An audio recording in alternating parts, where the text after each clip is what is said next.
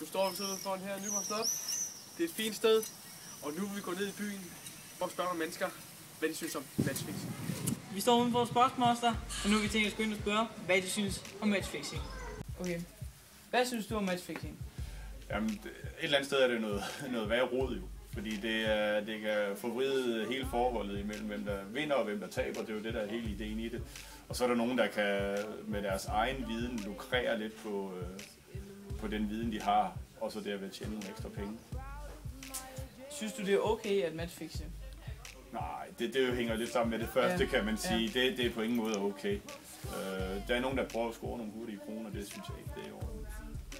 Hvad tror du er grunden til, at de matchfixer?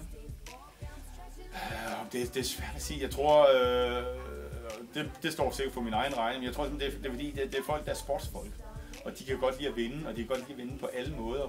Og så kan det godt være, at de nogle gange spiller, hvor de selv taber. Men så vinder de stadigvæk nogle penge, det vil sige, så har de stadigvæk den der idé om, så er de da vundet et eller andet. Hvis du var professionel sportsudøver, ville du så matchfixe? Nej, det er det korte svar. Ja. Håber du, at matchfixing stopper i fremtiden? Ja, det håber jeg da, men jeg tror ikke, det sker. Altså, jeg tror kun, det bliver værre og værre, og der hører man jo historier om store bagmænd, der sidder og laver nogle ret store matchfix. Så jeg tror ikke, det stopper. Okay, vi står nu her uden for en Intersport, og nu vil vi gå ind og høre, hvad deres mening er om matchfixing. Ja. Hvad synes du om matchfixing? Det er ikke i orden. Synes du, det er okay at matchfixe? Nej, det synes jeg ikke. Det er fuskeri. Hvad tror du grunden er til, at de matchfixer? De må få nogle gode penge for det. Hvis du var professionel sportsudøver, ville du så matchfixe? Og hvorfor? Nej, det er snyderi. Det synes jeg ikke er i orden. Så det vil jeg ikke. Håber du, at matchfixing stopper i fremtiden? Det kan man godt håbe på, jeg tror desværre ikke. Jeg tror ikke, det er til at stoppe. Ja, desværre. Hvorfor tror du, matchfixing er opstået? Jeg tror, matchfixing er opstået, fordi at det er en udvikling, der er sket i forbindelse med, at der er kommet flere og flere penge i professionel sport, i eksempelvis fodbold. Og det er simpelthen blevet så massiv en forretning, så man kan tjene rigtig mange penge på lige at fifle lidt med resultater. Så det er en konsekvens af den kommercialisering, der er sket af sporten. Synes du, det er okay at matchfixe?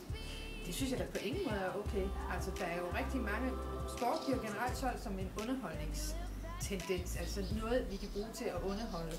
Og det bliver jo ikke helt reelt, hvis der er nogen, der sidder bagved og forsøger at snyde os. Og ikke nogen, der kan lide at blive snydt på den måde. Hvad tror du grunden til, at de matchfixer? Jamen det tror jeg jo igen er noget med økonomi. Der er så mange penge at tjene, fordi bettingfirmaerne er vokset så store, så oddsene er blevet så høje, så man kan faktisk tjene rigtig mange penge på at ramme rigtigt.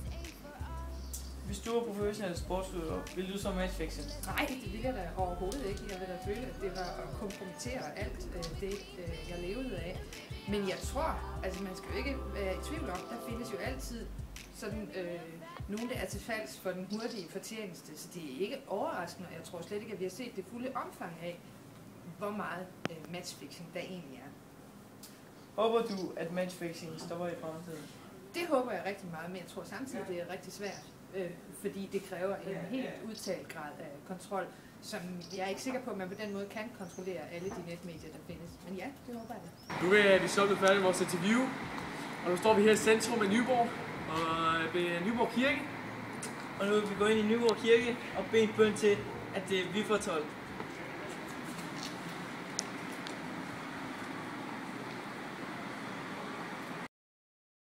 Vi er så blevet færdige med vores interview, og nu står vi her i centrum af Nyborg, ved Nyborg Kirke. Og hej. Og nu vil vi gå ind. Hvordan sidder dit hår? Mor, det sidder fint. Snakker du kræfter? Hvad gør du, Nikolaj? Fuck, jeg hader dig. Om.